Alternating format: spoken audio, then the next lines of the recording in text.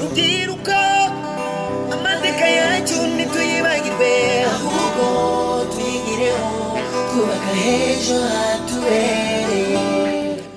Ndagusuhuje kandi nguhaye ikaze wowe washyize urushinge rwa radiyo yawe ku 104.3 FM. Iki ni ikiganiro Ejo mutegurirwa kandi mukakigezwaho n'umuryango Ejo Youth Echo ukoresha itangazamakuru hagamijwe kwimakaza umuco w'amahoro mu Rwanda ndetse no mu karere k'ibiyaga bigari. Nk'uko musanzwe mubimenyereye, ikiganiro Ejo mugikurikira mu masaha nk'aya. Roger Niyigena ahagarariye iki kiganiro, naho Mizero Crispin ari ku buhanga bw'ibyuma. Njye mugiye kubana muri iki kiganiro nitwa Nicole Giraneza.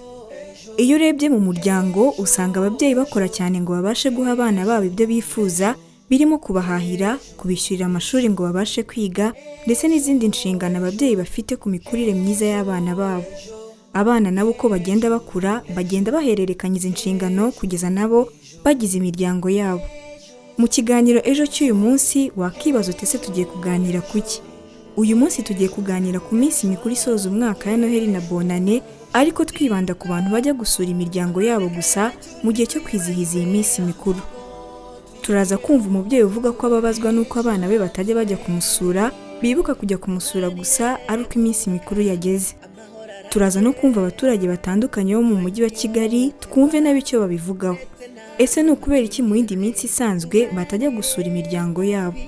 Turakomeza kandi twumva abaturage batandukanye ubwo twaganiraga nabo bari kwitegura urugendo rwo gutaha bakajya gusangira iminsi mikuru n'imiryango yabo. Ese kwizihizanya iminsi mikuru n'imiryango yabo bivuze iki mu buzima bwabo?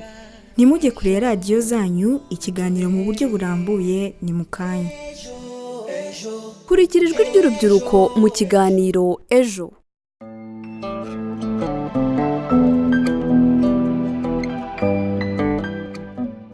Kugira umuryango ni kimwe mu byiza Imana yaturemeye, kuko mu muryango ariho usanga twese tuvukira, tugakurira ndetse natwe tukayagura tugashinga imiryango yacu.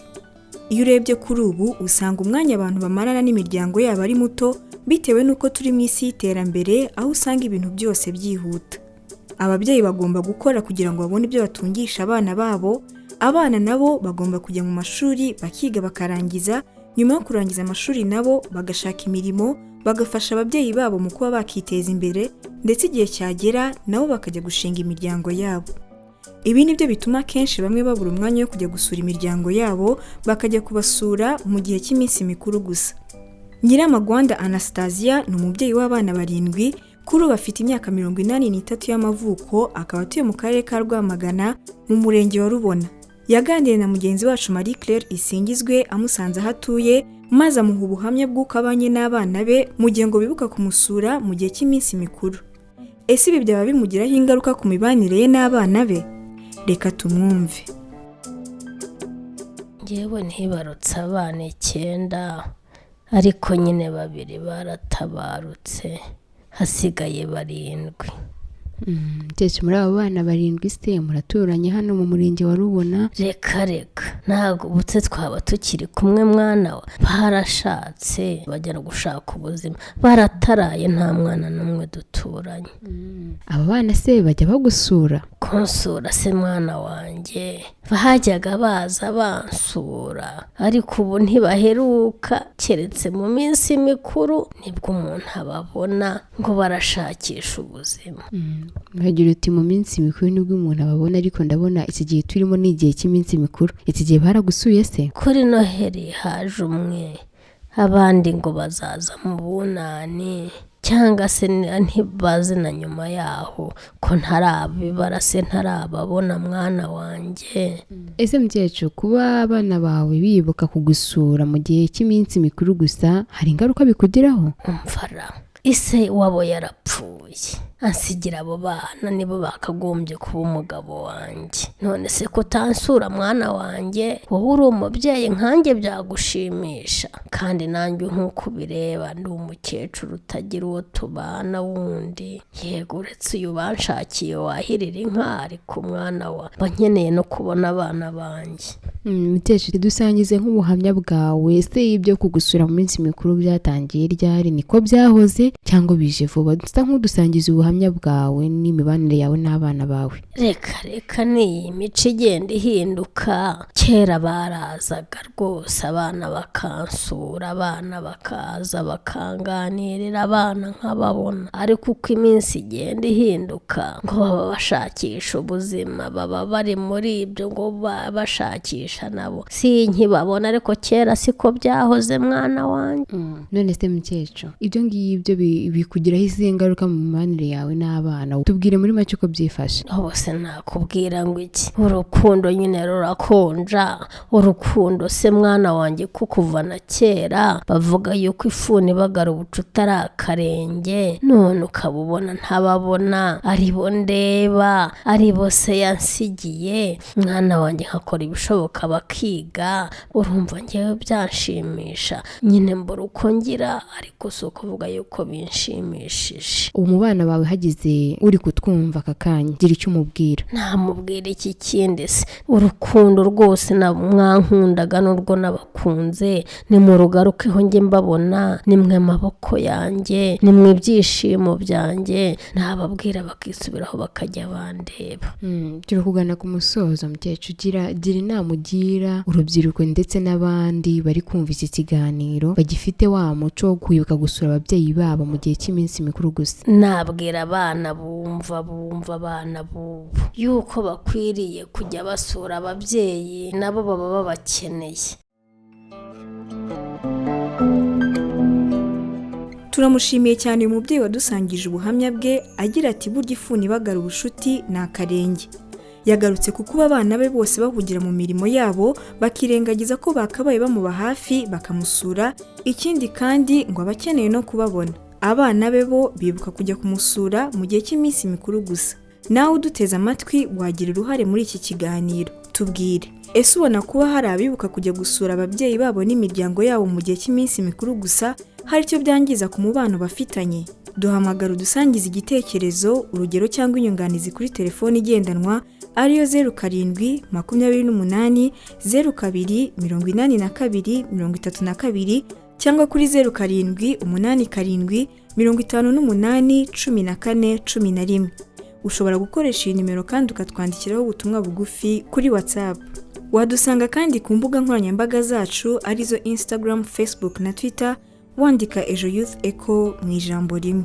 Nubwo muri iminsi y'iterambere hari bamwe mu bana bibuka gusura ababyeyi babo ari mu gihe cy'iminsi mikuru gusa, hari n'abandi bafite uburyo buhoraho bwo gusura ababyeyi babo, ari nabyo bemeza ko bituma umubano wabo n'ababyeyi urushaho gukomera.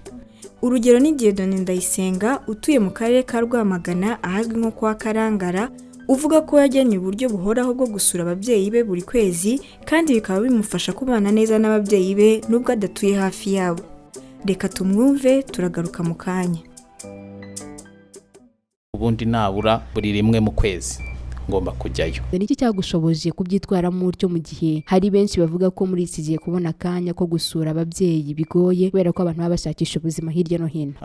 Njyewe nturuka mu muryango w'abana 5, abakora nk'ibyo nkora ndakeka ni njye njyenyine, abandi bo bashatse hafi aho ngaho barahaturiye. Navuga ko ari njyewe njyenyine uri kure y'umuryango bagiye ku buryo bw'akazi. Hari n'undi murumuna wanjye nawe kiri umujene, ariko we nyine ntago akunze kujyayo muri ibyo bihewe, akunda kujyayo cyane cyane nk'iyo habayeho ibirori biduhuza cyangwa se nk'ibirori by'iminsi mikuru. Baca n'umugani mu Kinyarwanda ngo utinda ngo ukumburwe ukibagirana. Ushobora wowe kumva ko kuzajya gusura ababyeyi bawe nyuma y'amezi 4 cyangwa 5 ari byo byiza, uzagenda bagufata nk'umwami bakwakira bagira gute, ariko buriya ntago ari byo. Urabunihombya kubera ko ababyeyi basuye babona ko bitayeho, nabo hari ukuntu bagutekerezaho. Urumva imibanire yawe nabo iba myiza. Hari ushobora no gusura na so ugasanga afite nk'inka yabyaye akakubwira ati mwana wanjye inka yanjye yarabyaye, akaba guhaye n'inka, ariko se nuzajyayo nyuma y'umwaka ukazasura nyuma y'imyaka 2, ibyo byose nta makuru uba ufite. Ariko guhorana n'ababyeyi hafi ukaba wabasura nawe bikugira akamaro, bikuza ubucuti hagati yawe nabo. Inaha aho dutuye ni muri systeme y'umujyi, turahaha, bisaba kurya mbega wahashye. Ariko nkaho ababyeyi banjye baturuka hepfo irubona, nk'iyo nagiyeyo ntago navayo ntazanye igitoki. Niyo hashize nk'iminsi nk'ingahe numva barampamagaye bati se hano ko hari wenda urugero twabaze nk'ihene, wabonaho ute ku nyama, bakanyoherereza. Iyo hari nk'umuntu wabasuye akabatura nk'ibintu runaka byatwarwa, njya kubona nkabona baranzaniye. Mbega urabona harimo intera kuva hano ujyayo, ariko kubera kubana nabo rwose ibintu bingeraho ukagira ngo ni nkaho tubana rwose. Ibyo ngibyo nibyo mbona byiza byo kuba nasura ababyeyi. Wow, ndumva biryoshye. Turi kugana ku musozo w'ikiganiro kigufi twagiranaga. Ndagira ngo dusoze ugira inama urubyiruko cyangwa n'abandi batakibasha kwegera imiryango yabo bitwikirije iminsi y'iterambere turimo. Ikintu nagiraho inama urubyiruko n'abandi muri rusange babyawe bavutse, nuko ababyeyi sinzi impamvu tuvuga ngo ni ngombwa, ahubwo nibo ba mbere mu buzima bwawe. Iyo batabaho nawe ntuburiho. Niyo mpamvu rero mu bintu byose utekereza nawe ugomba kubaha umwanya. Urubyiruko rugakunda ababyeyi barwo. Umubyeyi wawe yarakubyaye, aba yarakureze akaguha buri kimwe cyose. Ayo mashuri baturihiriye, ubwo bushobozi baduhaye, ibi byose tuba dufite nibo. Tugomba kubaha umwanya tukabatekerezaho, kandi tukanabasoreza neza ubuzima bwabo, kuko bo bari gukura bavamo. Rero ugomba kubaba hafi, ukamenya ati papa ageje imyaka 80, igihe cyageze namwiyegereza, ukabahora hafi, ukamenya impumeko yabo nyine. Icyo rero kugenda ukibagirana ukajya kure ababyeyi ukabasiga, ibyo ntago bidukwiriye. Yaba ari urubyiruko yaba n'undi muntu wese, tugomba guha agaciro ababyeyi bacu batubyaye. Turagushimiye cyane, tunakwifuriza gutangira cya cyerekezo 2020 neza, kandi uzagisoze neza n'umuryango wawe mwishimye. Turabashimiye namwe kandi murakoze cyane.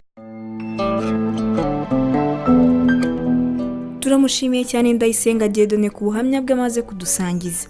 Yagarutse ku kuba abasha gusura umuryango we byibura rimwe mu kwezi, ndetse anavuga ko ari byiza gusura ababyeyi kenshi kuko bigaragaza ko bitayeho.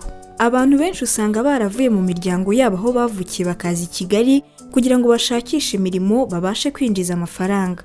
Bitewe n'iterambere, ikoranabuhanga ryihuse ndetse n'urujya n'uruza rw'abantu bajya i Kigali, usanga koko harateye imbere ndetse hagakorerwa imirimo itandukanye. Ni muri urwo rwego naganiriye na bamwe mu bakorera imirimo yabo itandukanye i Kigali ku bijyanye no gusura ababyeyi babo ndetse n'imiryango yabo mu gihe cy'iminsi mikuru. Ese ni ukubera iki benshi bahitamo kubasura muri iyi minsi gusa? Reka tubumve. Ubundi impamvu abantu bajya iwabo mu gihe cy'iminsi mikuru, hari igihe biterwa n'uko wenda ari akamenyero baba bafite, ari ibintu bakunze gukora. Wenda nkanjye menyereye ko mu gihe cy'iminsi mikuru ahantu hose n'abandi mba ngomba gutaha iyo minsi mikuru, tukayishimanamo n'umuryango wanjye, tukareba ibintu twagezeho, tukabyishimira, ndetse tukaba twanahiga indi mihigo mu mwaka utaha kugira ngo nabyo tuzabyishimire. Numva ko ngewe rero ari akamenyero, bamwe babikora ku bw'akamenyero, ari ibintu bakuze bakora mu miryango yabo. Nkanjye kuva kera mu rugo turya noheri n'ubunane turi kumwe, turi muri famiye twishimye, turi kumwe n'abavandimwe. Noneho bonane yo dukunda noneho gusura ababyeyi bakuru, umuryango munini wose ukaba uri kumwe, harimo ababyeyi bakuru, abatante, bose nyine mbese umuryango uri hamwe. Bikire ibyishimo bizamara umwaka wose kubuze ko hasagiye n'umuryango iminsi mikuru. Mbese ni ikintu kidushimisha. Rero ntabwo nshobora gukora ikosa ryo kurya iminsi mikuru nk'iriya n'igenyene, ntabwo bishoboka. Ntabwo nakumva uburyohe bwabyo kereka ari kumwe n'umuryango. Ahanini mbona igituma abantu bakunze kujya gusura imiryango mu minsi mikuru biterwa n'uko abantu akenshi baravuye mu miryango baba baragiye ahantu hagiye hatandukanye, bamwe ku mashuri, ishuri abandi ku kazi, ariko ahanini baba bashaka gusoza iminsi mikuru bishimana n'imiryango yabo. Nkatwe turataha tukarya tukanywa tugasenga tugashima Imana yuko yabanye natwe umwaka wose, tugatangira undi mwaka mushya tumeze neza kandi twese turi hamwe tuzi yuko umwaka twawurangije neza, ndetse tukaba twashyiraho n'imihigo izatuyobora mu mwaka ukurikira. Ni ukubera ko aba ari bwo babonye igihe. Nk'ubu nkanjye mbona igihe muri iriya minsi mikuru kubera ko akazi nibwo baduha amakonji, urumva baduha nk'icyumweru cyose. Rero nibwo mbona akanya kuva mu mujyi nkajya mu cyaro ngahura n'ababyeyi banjye kugira ngo tumarane iyo minsi. Turabashimiye ku bitekerezo byabo batugejejeho, aho bamwe bavuze bati biterwa n'uko i Kigali baba bahugiye mu bikorwa bitandukanye birimo akazi, amashuri ndetse n'ibindi. Abandi nabo bati benshi bajya gusura ababyeyi mu gihe cy'iminsi mikuru kuko baba barabifashe nk'umuco wo kwizihiza iminsi mikuru bari kumwe bose nk'umuryango. Nawe uduteze amatwi wagira uruhare muri iki kiganiro. Ese ubona kuba hari abibuka kujya gusura ababyeyi babo n'imiryango yabo mu gihe cy'iminsi mikuru hari icyo byangiza ku mubano bafitanye? Duhamagara udusangiza igitekerezo, urugero cyangwa inyunganizi kuri telefoni igendanwa ariyo 0728 02 82 32 cyangwa kuri 0787 58 14 11. Ushobora gukoresha iyi nimero kandi ukatwandikiraho ubutumwa bugufi kuri WhatsApp. Wadusanga no ku mbuga nkoranyambaga zacu arizo Instagram, Facebook na Twitter, wandika Ejo Youth Echo mu ijambo rimwe. Nshuti bakunzi b'ikiganiro Ejo, reka noneho twumva indirimbo yakozwe n'abahanzi batandukanye barimo Bruce Melody bagira bati karibu nyumbani. Tuyumve, turagaruka mu kanya dukomeza n'ikiganiro Ejo cy'uyu munsi. Kurikira ijwi ry'urubyiruko mu kiganiro Ejo. Umujyi ndawuzi kurusha abawuvukamo, gushugurika bitumye nkurambamo. Uyu mujyi ugendwa n'abawuzi, singuhisha iwacu ni mu cyaro, ni ku ivuko ku ifishi y'umuryango. Dore naha jya uhita imuhira, naje mu mujyi mvuye. Karibu kwetu, karibu nyumbani, karibu nyumbani. Nahakuhishe kuva zamani, kutoka zamani. Kata ugali, kata muziki, kata dada. Aha niho nkomoka, aha niho kwivuko, kwisambu ya data, aho zamani nari gatiye umuko. Nitugira umuryango abana bazajya bahagana mu biruhuko, bamenye umuryango bakine n'ababyara basangira umushyushyu.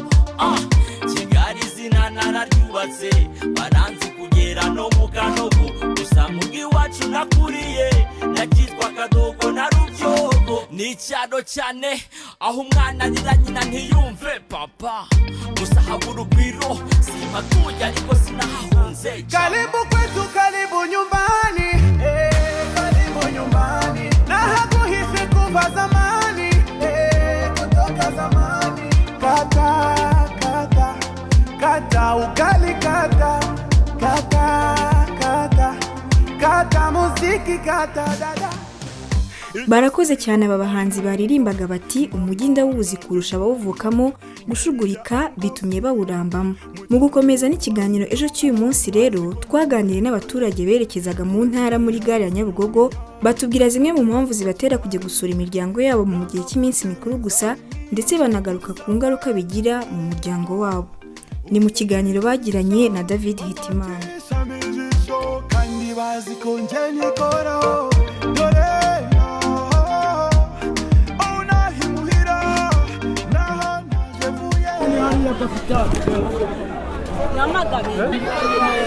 Amatike ya Muhanga ari kuboneka.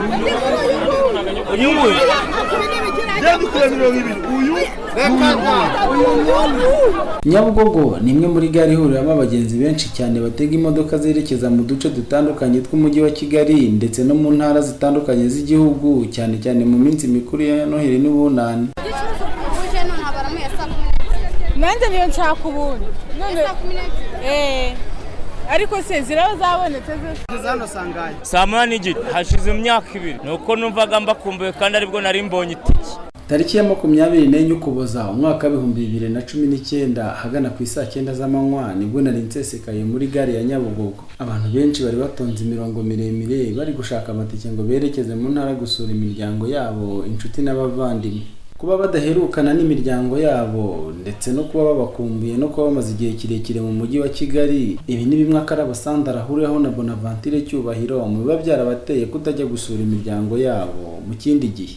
Hariho igihe biba bikwiriye kuko baba bashaka kujya gusangira umunsi mukuru. Umunsi mukuru hariho igihe haba harimo amakwe dufitemo ubutisimu, dufitemo iki mu ntara, bikaba ngombwa yuko tujyayo. Iminsi mikuru irimo izo mpamvu nyine z'ubutisimu, bikaba ngombwa yuko ujya muri ya miryango muri ya minsi mikuru mbese.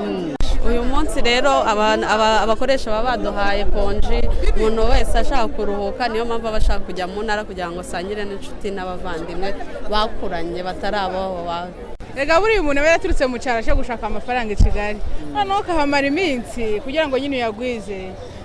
Nyine twiyemeje kujya gusura ababyeyi tuyagwije kandi twumva no ku munsi mukuru, nyine kujya kurira Noheli mu rugo ubu bakumbuye. Nyamara ngo nubwo bamwe na bamwe babona umubano w'abantu warahungabanyijwe no kwihugiraho kubera gushaka imibereho n'amafaranga, aba twaganiriye muri gare ya Nyabugogo ngo hari ingaruka babona kuba abantu baterera iyo bakibuka gusura imiryango yabo mu minsi mikuru. Aha kandi barakomeza banatanga inama.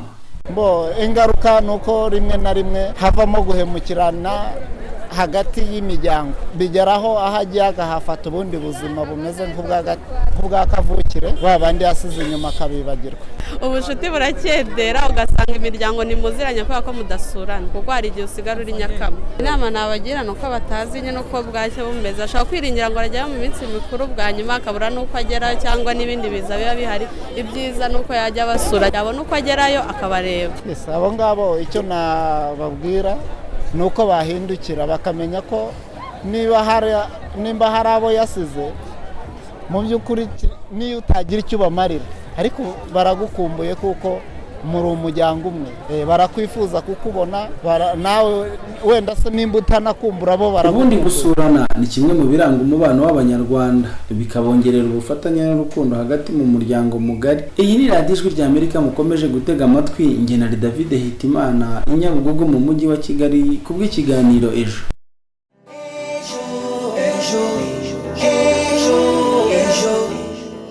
Turamushimiye cyane David Hitimana ku kiganiro kizagiranye n'aba baturage ubwo berekezaga mu ntara gusura inshuti n'abavandimwe babo ngo bafatanye kwizihiza iminsi mikuru ya Noheli n'Ubunani.